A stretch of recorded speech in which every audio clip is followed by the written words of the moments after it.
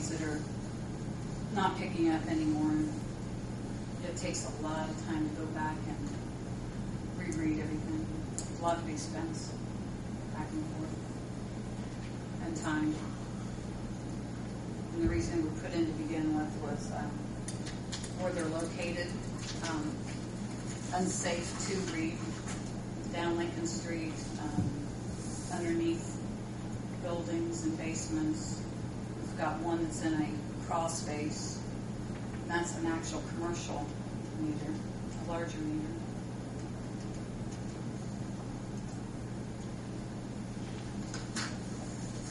The leasing thing, I think if they would come in and look at it and we did need to replace everything, yay, if we're going to save a lot of revenue. But I would personally, I can't even imagine changing everything out and then so many years down the road do it again, like boom, boom. To me, the phasing out and doing it as you can is a better approach. But I don't know. They're in business for a reason, and this gentleman has came before me before and wanted to do and bring it before the board.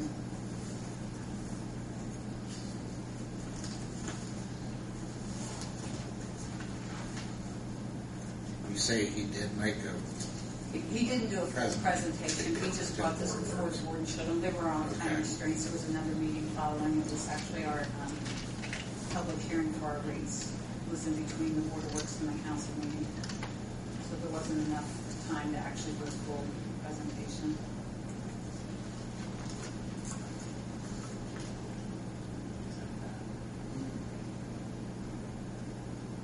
Have you an idea, John, of what, not saying you can't obviously speak what the board's thoughts are on doing a whole presentation, a program, at a bare minimum, is there any, do you have any kind of idea of what, I mean, have you got any like really critical situations that just have to be taken care of right now? I mean, like meters or... When we read our largest route, there's 500 and some odd meters in it. Only half of those picked up. So we bring it in, download it, and we send them out on their reread sheet, which is, 28 pages long. So they have to go out and reread, go back out and go through all that and go look at, manually read a bunch of them. And they're just, they were It's not getting better. No, it just continues to get more. So. And not that we want to continually put things off, because obviously something has to happen. My way of thinking is, do we do it now with the economic downturn that we're in? Because I'm still buying it's a downturn. I haven't seen things turning around that great.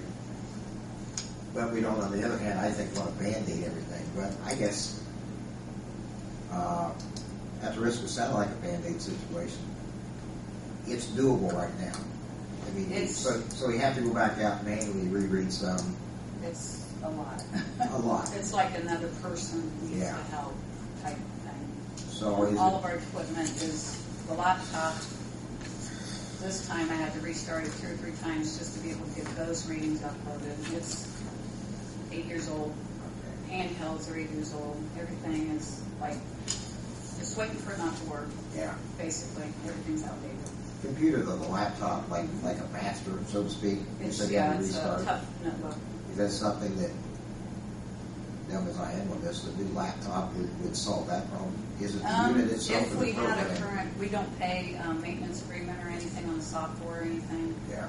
And we do not currently have meters that we can put in to replace these radio reads. So basically, the software we're utilizing because it still works. But if we wanted to buy another $5,000 laptop, we could. I could be buying regular meters and taking them out and paying $45 a meter direct read and replacing them too. What's what I'm wanting to hear from you guys. The reason why we put them in to begin with is because of the locations. It's not safe to read them where they're at, and we were in need of another meter reader. We couldn't do it all. And if all the areas out that are already platted and ready to install, if the bill if they will come is out there, it's going to be a lot more to read as well. And we've got a lot of old meters that need replaced, which if they're not picking up properly, we're losing money. So that is my little tiny budget as far as things to keep offline. That's what I have to worry about.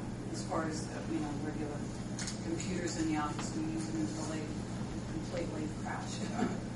We don't have like a rotation that we change out stuff. We use everything until it's done. These are almost, we're picking up 30% of what's out there right now. That's 30%, or we're through, 30%. We're reading this amount, we're only picking up 30% of the readings. We've got to go back out and manually read the rest of it. yeah.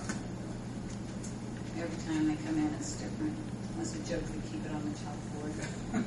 So we're kind of at a crossing point. Am I seeing this? That we could, if we go back and put a manual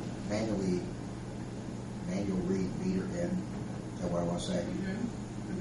It's still going to require people to go back out physically. Absolutely.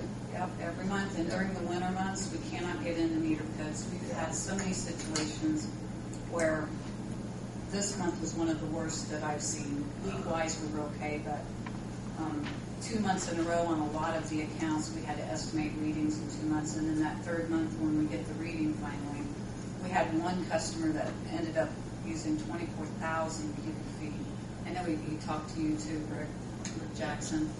And I'd asked him if he wanted to come before the board and, see if he could have water written off.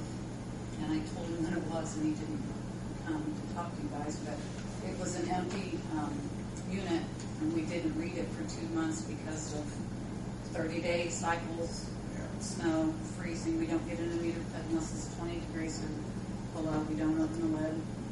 So that third month, we notify him, and he had a leak in his wall and had no clue what had happened. The electric company shut off the wrong address. He has quite a few rentals, and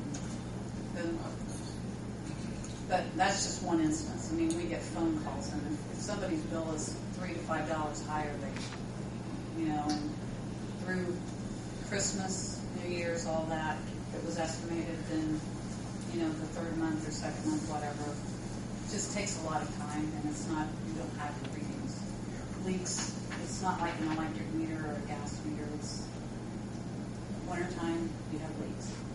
And if you don't read it every 30 days, it causes a big problem.